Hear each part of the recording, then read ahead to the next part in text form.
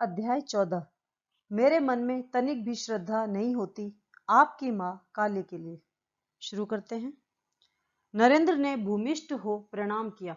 ठाकुर ने उसे देखा और उसकी ओर पीठ कर बैठ गए, जैसे उसका मुंह भी न देखना चाहते हो। नरेंद्र समझ गया वे उससे रुष्ट थे। कारण कुछ समझ में नहीं आया। वह घूमकर पुनः उनके सामने आ खड़ा हुआ। उन्होंने पुनः घूमकर उसकी ओर पीठ कर ली। मुझसे रुष्ट हैं?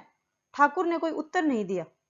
नरेंद्र थोड़ी देर खड़ा रहा, फिर कमरे से बाहर आ गया। वरांडे की दीवार के साथ टेक लगाकर बैठ गया। उसकी दृष्टि दूर आकाश पर टिकी थी।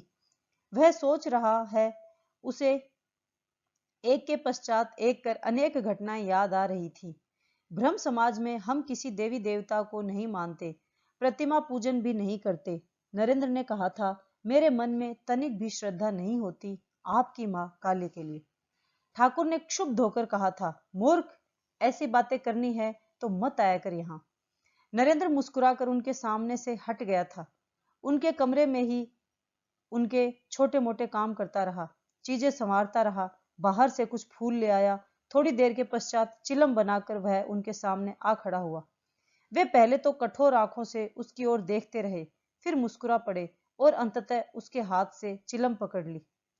जो मेरे आदमी हैं वे अवश्य आएंगे, डांट सुनकर भी आएंगे, ठाकुर ने कहा था।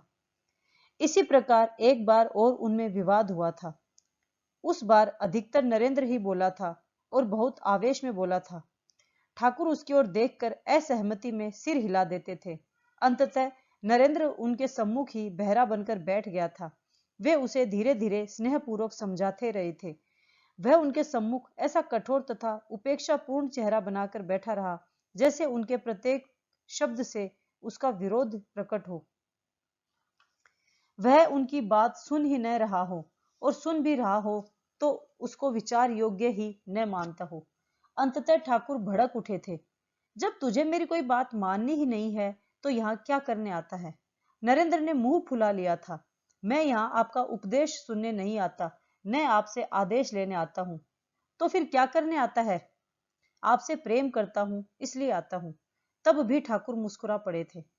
नरेंद्र उठकर खड़ा हो गया। उसने झांक कर देखा, ठाकुर अब भी वैसे ही बैठे थे। नरेंद्र कमरे में आ गया और जाकर उनके सम्मुख खड़ा हो गया, किंतु उन्होंने पुनः मुंह फेर लिया। नरेंद्र हताश हो गया। आज क्या हो गया है ठाकुर को? ठाकुर अपनी चौकी पर बैठे थे। वे ध्यान में नहीं थे, शायद किसी की प्रतीक्षा कर रहे थे। नरेंद्र द्वार पर ही खड़ा रहा। ठाकुर ने उसके आने को लक्ष्य तो किया, किंतु कोई प्रतिक्रिया प्रकट नहीं की।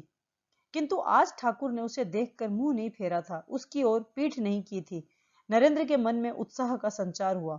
वह ठाकुर के एकदम निकट चला आया, भूमिष्ठ हो प्रणाम किया, सिर उठाया और ठाकुर की ओर देखा। मैं अब तुझसे बात भी नहीं करता तो क्यों आता है यहाँ? ठाकुर के चेहरे पर रोष प्रकट हो गया। नरेंद्र भी एक अधिकारपूर्ण धृष्ट मुस्कान के साथ बोला, आप समझते हैं कि मैं आपकी बातें सुनने आता हूं? नहीं, मैं आपसे मिलने आता हूं, आपको देखने आता हूं। पर क्यों आता है तू? क्योंकि आपसे प्रेम करता हूं। ठाकुर के चेहरे का भाव तत्काल बदल गया। वे प्रसन्न हो गए। मैं परीक्षा कर रहा था कि आदर सत्कार न पाने पर तू भाग तो नहीं जाता। तेरे जैसे आधार में ही इतनी अवज्ञा और उपेक्षा सहन हो सकती है। कोई दूसरा होता तो कब का भाग गया होता, और फिर इधर झांकता भी नहीं।